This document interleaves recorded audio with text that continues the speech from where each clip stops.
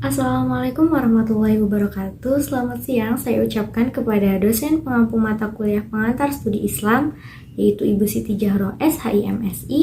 Dan saya juga mengucapkan terima kasih karena telah memberikan kesempatan kepada saya untuk mempresentasikan makalah saya melalui video singkat kali ini. Baiklah, langsung saja, saya Siti Sobayani Putri Yuliani dengan NIM 112 akan mempresentasikan makalah saya mengenai klasifikasi pengertian Islam sebagai objek studi normatif dan historis. Secara umum, Islam dibagi menjadi dua, yaitu Islam normatif dan Islam historis. Yang pertama, Islam normatif atau syariah, yaitu Islam yang memuat ajaran, aturan, dan ketentuan standar perilaku baik buruk, pantas tidak, serta layak tidak berdasarkan wahyu Allah Subhanahu wa Ta'ala yang dipakai sebagai panduan, tatanan, pengendali perilaku yang harus ditaati oleh umat Islam dalam kehidupan sehari-hari untuk kebahagiaan dunia dan akhirat. Contoh implementasi dari praktik Islam normatif adalah agama Islam melarang adanya sikap boros sesuai dengan dalil yang terdapat pada Al-Quran dan hadis. Maka larangan tersebut menjadi salah satu etika konsumsi bagi seorang muslim yang sifatnya itu adalah subjektif karena harus dilihat dari segi pendapatan, status sosial, lingkungan masyarakat, serta tanggung jawab sosial seseorang. Yang kedua yaitu Islam historis atau fikih, yaitu Islam yang telah terimplementasi dalam kehidupan sehari-hari. Islam dalam bentuk realitas atau disebut Islam yang senyatanya dan bukan Islam yang seharusnya. Dari sini kemudian lahir pemikiran banyak hal, di antaranya tentang pentingnya waktu dan periodisasi, seperti masa lalu, masa kini, dan masa yang akan mendatang, sekaligus relasi antara ketiganya.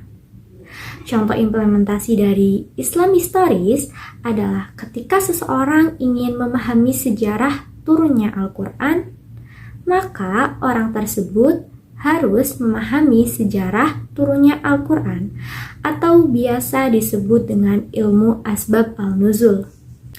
Lalu, apa sih perbedaan Islam normatif dan Islam historis? Islam normatif bermakna tentang ajaran, aturan, atau ketentuan yang seharusnya diikuti, dipatuhi, dan ditaati masyarakat Islam. Sedangkan Islam historis bermakna tentang bagaimana memahami ajaran, aturan, dan ketentuan yang pada dasarnya berdasarkan pada realitas konkret dalam kehidupan yang nyata.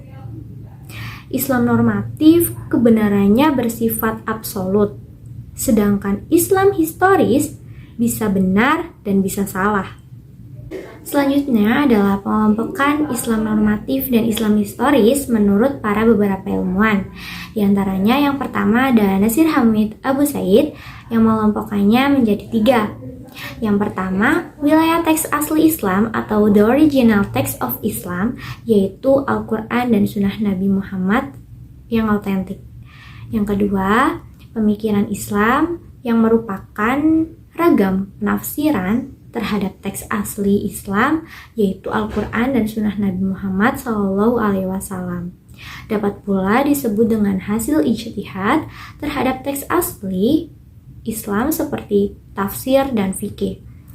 Yang ketiga itu praktek yang dilakukan kaum muslim yang sesuai dengan berbagai macam latar belakang sosial atau konteks. Contohnya itu seperti praktek sholat muslim di Pakistan yang tidak meletakkan tangan di dada, sementara muslim Indonesia meletakkan tangan di dada. Yang kedua ada Abdullah Said yang mengelompokkannya juga menjadi 3. Yang pertama, Islam nilai pokok atau dasar atau asas kepercayaan, ideal, dan intuisi-intuisi. Terdapat persetujuan besar di antara muslim seperti keesaan Allah, Nabi Muhammad adalah utusan Allah, dan menunaikan sholat adalah kewajiban, berzina itu dilarang, dan lain sebagainya. Yang kedua yaitu penafsiran terhadap nilai dasar tersebut agar nilai-nilai dasar tersebut itu dapat dilaksanakan atau dipraktekkan dalam kehidupan sehari-hari. Terdapat perbedaan pendapat di antara muslim, seperti ada seorang ulama yang mengatakan bahwa sentuhan yang membatalkan wudhu adalah semua sentuhan antara laki-laki dan perempuan yang sudah dewasa tetapi bukan tua. Sementara ulama lain itu berpendapat bahwa sentuhan yang dapat membatalkan wudhu adalah kumpul antara suami dan istri. Yang ketiga adalah praktek berdasarkan pada nilai-nilai dasar tersebut yang berbeda antara satu negara dengan negara lain, bahkan antara wilayah yang satu dengan wilayah yang lainnya. Perbedaan tersebut terjadi karena penafsiran dan perbedaan konteks dan budaya. Contohnya adalah warna dan model pakaian yang digunakan untuk sholat, di mana warna-warni dan model pakaian yang digunakan untuk sholat demikian itu sangat beragam di kalangan muslim dari berbagai belahan dunia. Yang ketiga ada Ibrahim M. Abu Rabi yang mengelompokkan menjadi 4. Yang pertama, Islam sebagai dasar ideologi atau filosofi.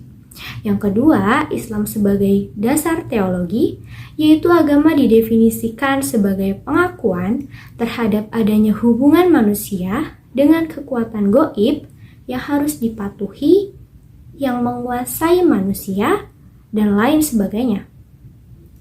Dan yang ketiga, Islam pada level teks. Teks asli sumber ajaran Islam berupa Al-Quran dan Sunnah Nabi Muhammad SAW. Yang keempat adalah Islam pada level praktek, yaitu praktek yang dilakukan kaum muslim sepanjang sejarah muslim dalam berbagai macam latar belakang sosial, budaya, dan tradisi. Baiklah, mungkin hanya itu saja yang dapat saya sampaikan. Kurang dan lebihnya mohon maaf. Nun wal kalami wa mayasturun fastabiqul khairat. Wassalamualaikum warahmatullahi wabarakatuh.